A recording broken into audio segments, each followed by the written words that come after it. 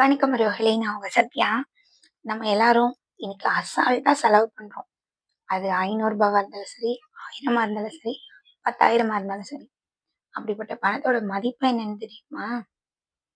எத்தனை பேருக்கு தெரியும்? தெரிஞ்சவங்க கமெண்ட் பண்ணுங்க. உண்மையான பணத்தோட மதிப்பு என்ன தெரியுமா? ஒரு ரூ. 100 தான் உண்மையான பணத்தோட மதிப்பே இருக்கு. நம்ம ஒரு அவசர தேவை இருக்கும். அந்த நேரம் நம்ம கிட்ட காசு இல்லாம இருக்கும். நம்ம சொந்தக்காரங்க கிட்ட நம்ம சொந்தக்காரங்க கிட்ட போயிட்டு அவசரமா ஒரு ரூ. 100 வேணும் அப்படின்னு கேட்பாருங்க. அவங்க மூஞ்சிய பார்க்குற விதமே வேற மாதிரி இருக்கும். அப்ப தெரியும் நம்ம செலவு பண்ண அத்தனை ஆயிரங்கள், அத்தனை 500 விட இந்த ரூ. 100 மதிப்பு என்ன அப்படிங்கிறது. எல்லாருமே சொல்லுவாங்க, பாசம் பெருசா, பணம் பெருசான்னு. பணம் தான் பெருசு அப்படின்லாம் யாரும் ஃபர்ஸ்ட் சொல்ல மாட்டாங்க. பாசம் தான் பெருசு அப்படின்னுவாங்க. ஆனா அந்த பாசமே பணம் யார்கிட்ட அதிகம் இருக்கோ அதை வச்சுதான் வருமே. உண்மைதான். இந்த உலகமே பணத்துக்காக தான் ஓடிட்டு இருக்குது. வீட்ல ஒரு 2 நாள் எந்த கவலையும் இல்லாம, எந்த டென்ஷனும் இல்லாம நிம்மதியா உட்கார முடியுமா? ம். யோசிச்சு பாருங்க. தேதி 1ல இருந்து 10 தேதிக்குள்ள வாடகை குடுக்கணும். வீட்டு வாடகை.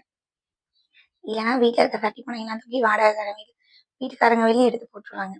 அடுத்து வீட்டுக்கு வாடகை தேடணும். அடுத்து மளிகை ஜாமான். இந்த அரை ஜான் வயித்துக்கு தான் இத்தனை ஓட்டம். அதுக்கு ஓடணும். அடுத்து மருத்துவ செலவு இருக்கும். அடுத்து நம்ம ஆடம்பரத்துக்கு தான் ஆசைப்பட்டுட்டே இருக்கோமே. எங்க இது வேண்டாம், அது வேண்டான்றதெல்லாம் நினைக்கிறது இல்லை. இப்ப வேணுங்கிறதெல்லாம் சௌரியத்துக்கு இஎம்ஐ போட்டு வாங்கிடுறது. அடுத்து அதை கட்டணும். வாங்குற சம்பளம் 30 நாள் உழைச்சு 10 நாள்ல செலவாயிடுது. என்னத்த சொல்லுங்க. நம்ம என்னதான் ஓடி ஓடி உழைச்சாலும், எப்படி என்ன பண்ணாலும் விரலுக்கு ஏத்த வீக்கம் வேணும்னு நினைக்கணும். அப்படின்னா மட்டும்தான் முன்னுக்கு வர முடியும். அதை விட்டுட்டு இருக்கிறது ஒரு வாழ்க்கை. பார்க்கறதெல்லாம் வாங்கணும், இதை வாங்கணும், அதை வாங்கணும் அப்படின்னு ஆசைப்பட்டுன்னு வச்சுக்கோங்க. எல்லாத்தையும் வாங்கி வீட்டுல வச்சுக்கலாம். ஆனா நிம்மதியை வச்சுக்கவே முடியாது. நிம்மதி போயிடும். மனுஷனுக்கு எது இருந்தாலும் இல்லைனாலும் மன நிறைவும் நிம்மதியும் இருக்கணும். இது ரெண்டும் இல்லைன்னு வச்சுக்கோங்களேன், என்னத்தை சம்பாதிச்சாலும் என்னத்தை வாங்கினாலும் பிரயோஜனமே கிடையாது. அது ஃபர்ஸ்ட் தெரிஞ்சுக்கணும். ஆனா அதுல நம்ம யாருமே புரிஞ்சுக்கிறது கிடையாது. நாமெல்லாம் நினைக்கிறோம் நமக்கு மேல இருக்கவனதான் எல்லாம் பார்த்துட்டு இருக்கோமே. அவன் கார் வாங்கிட்டான், அவன் வீடு வாங்கிட்டான், அவன் அதை வாங்கிட்டான், இவன் இதை வாங்கிட்டான், இப்படியா யோசிக்கிறோமே தவிர, நமக்கு கீழே வீடு கூட இல்லாம நம்ம ரோட்ல வண்டியில எல்லாம் போகும்போது, பஸ்ல எல்லாம் போகும்போது பார்த்துருப்போம். இருக்க வீடு கூட இல்லாம பிளாட்ஃபார்ம்ல இருக்கிறவங்க எல்லாம் பார்த்துருப்போம். அதை பார்த்து கூட நம்ம திரும்பல. நமக்கு கீழே இத்தனை பேர் இருக்காங்க, இதை விட நம்ம நல்லா இருக்கோம், பரவாயில்ல அப்படின்னு யோசிக்கிறது இல்லை.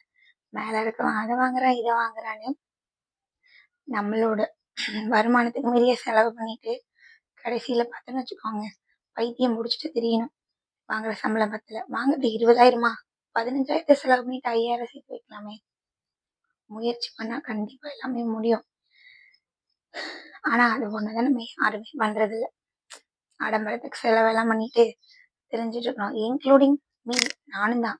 நம்ம கிட்ட நகையே இல்லையேன்னு குழுல கடன் வாங்கி இந்த நகையை வாங்கியாச்சு. இப்ப மாசம் 25 தேதி ஆனா 3,700 கட்டியே ஆகணும். வேற வழியே இல்லை. பெருமைக்கு வாங்கியாச்சு. பட் கஷ்டப்பட்டு கடனை கட்டுறது யாரு? நாம தானே. எத்தனை சொன்னாலும் நமக்கு புத்தியும் வராது, அறிவும் வராது. ஏதோ ஒரு மன ஆதங்கத்தை மட்டும் கொட்டிட்டு போயிட்டே இருக்க வேண்டியதுதான். வேற என்ன பண்றது? அடைச்சிடுவோம் கடனை. எப்படியோ அடைச்சாச்சு. இன்னும் 2 மாசம் கட்டிட்டா இந்த டைம் வாங்கின கடன் முடிஞ்சிருச்சு. அடுத்து என்ன வாங்கலாம்னு யோசிச்சு அதுக்கும் கடனை வாங்கதான் போறோம். யாரும் நம்ம திருந்த போறதெல்லாம் கிடையாது. சொல்லுவோம் இப்படி இருக்கணும், அப்படி இருக்கணும். இப்படி இருக்கிறதுக்கும் வாய்ப்பு இல்லை. நம்ம நினைக்கணும் இது போதும் அப்படிங்கிற எண்ணம் வந்தாலே எல்லாமே நல்லா இருக்கும். கரெக்டு தான் நான் சொல்றது.